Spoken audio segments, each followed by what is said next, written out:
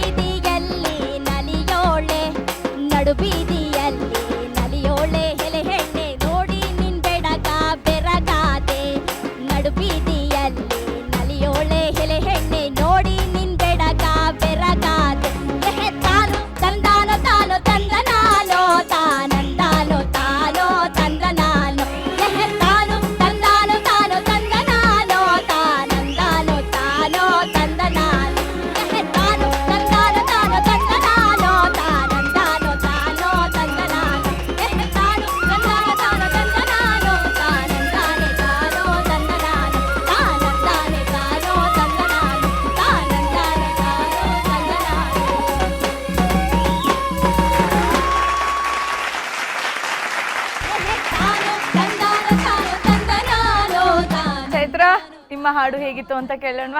Archana ma'am, ಒಳ್ಳೆ energy ಇತ್ತು Chaitra and neat singing.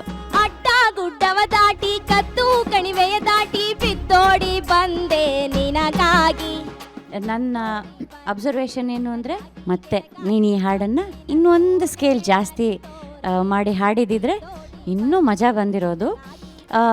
ಆಮೇಲೆ ಮತ್ತೆ ಅಮ್ಮ, ಈ ನೀನು ಕಳೆದ ಸಂಚಿಕೆಯಲ್ಲಿ ಹಾಡಿದ ಹಾಡು ಏನು ಸ್ವಲ್ಪ ಚಾಲೆಂಜಿಂಗ್ ಆಗಿತ್ತು. ಮತ್ತು ಈ ಹಾಡಲ್ಲಿ ಏರಿಳಿತಗಳು ಕಮ್ಮಿ. ಹೋಗ್ತಾ ಹೋಗ್ತಾ ನೀನು ಹೆಚ್ಚು ಹೆಚ್ಚು ಪ್ರೂವ್ ಮಾಡ್ಕೋತಾ ಹೋಗಬೇಕು, ನಾನು ಯಾಕೆ ಈ ವೇದಿಕೆಯಲ್ಲಿ ಇರಬೇಕು ಅನ್ನೋದನ್ನು ಪ್ರತಿ ಸಂಚಿಕೆಯಲ್ಲೂ ಪ್ರಮಾಣ ಮಾಡಿ ತೋರಿಸ್ಬೇಕಾಗತ್ತಲ್ವಾ. ಸೊ ಇನ್ನೊಂದು ಸ್ವಲ್ಪ ಜಾಸ್ತಿ ಚಾಲೆಂಜಿಂಗ್ ಆಗಿರೋಂಥ ಹಾಡನ್ನು ಆರಿಸ್ಕೋ ಆಯ್ತಾ ಬರೋ ಸಂಚಿಕೆಗಳಲ್ಲಿ. ಬಟ್ ಎನರ್ಜಿ ತುಂಬ ಚೆನ್ನಾಗಿತ್ತಮ್ಮ. God bless you. Thank you ma'am. Vemgal sir. Chaitra sir, ನೀವು ಇವತ್ತು ಹಾಡಿದ ಮೂಲ ಜಾನಪದ ಗೀತೆ, ನೀವು ಹಾಡಿದ ಹಾಡಿಗೆ ಮತ್ತು ಸುಮಾ ಮತ್ತು ಕಾವ್ಯ ಅವರು ಒಳ್ಳೆ ಕೋರಸ್ ಕೊಟ್ಟರು. ನಿಮಗೆ ಮ್ಯಾಚಿಂಗಲ್ಲಿ ತುಂಬ ಕಳೆ ಕಟ್ತು, ಅವ್ರ ಕೋರಸ್ದಿಂದ ಕಳೆ ಕಟ್ತು. ಇನ್ನೂ ಒಂದು ಚರಣ ಇದೆಯೇನೋ ಅಂತ ಅಂದ್ಕೊಂಡಿದ್ವಿ, ಅಷ್ಟು ಬೇಗ ಅದು ಹಾಡೂ ಮುಗೀತು. ಇರಲಿಲ್ವ ಇನ್ನೊಂದು ಚರಣ ಹಾಡಲ್ಲಿ? ಇದೆ ಸರ್, ಇದು ತುಂಬ ಇದೆ. ಇನ್ನೊಂದು ಚರಣ ಆಡಬೇಕಿತ್ತು, ಬೇಗ ಮುಗೀತು ಅಂತ ನನಗನ್ನಿಸ್ತು. ಕೋರಸ್ದಿಂದ ನಿಮ್ಮ ಹಾಡು ತುಂಬ ಕಳೆ ಕಟ್ತು. ಧನ್ಯವಾದಗಳು ನಿಮಗೆ. Thank you sir. Muniraju sir. ಇದೊಂದು ಪ್ರೇಮ ಗೀತೆ ಅಲ್ವಾ ಚೈತ್ರ? ಹೌದು ಸರ್. ಹುಡುಗ ಒಂದು ಹುಡುಗಿನ ವರ್ಣನೆ ಮಾಡಿ ಹಾಡುವಂಥ ಹಾಡು. ಹೌದು ಸರ್. ಭಾಳ ಚೆನ್ನಾಗಿತ್ತು ಹಾಡು. ಹಾಡಿನಲ್ಲಿ ಮತ್ತದೇ ತಪ್ಪು, ಹೆಲೆ ಹೆಣ್ಣೆ ಹೆಲೆ ಎಣ್ಣೆ ಅಂತ ಉಚ್ಚಾರಣೆ ಮಾಡಿದ್ರು. ನಡುಬೀದಿಯಲ್ಲಿ ನಲಿಯೋಳೆ ಹೆಲೆ ಹೆಣ್ಣೆ ನೋಡಿ ನಿನ್ ಬೆಡಗ ಬೆರಗಾದೆ. ಗೊತ್ತಾಯ್ತದ ನಿಮಗೆ? ನೋಡಿ, ಇದು ಭಾಳ ತಪ್ಪು ಇದು. ಯಾಕೆಂದರೆ ಪದ ಉಚ್ಚಾರಣೆ ಭಾಳ ಮುಖ್ಯ ಹಾಡುಗಳಲ್ಲಿ. ಅದ್ರ ಕಡೆ ಗಮನ ಹರಿಸ್ಬೇಕಮ್ಮ. ಅಲ್ವಾ ಆಗ್ಬೋದು.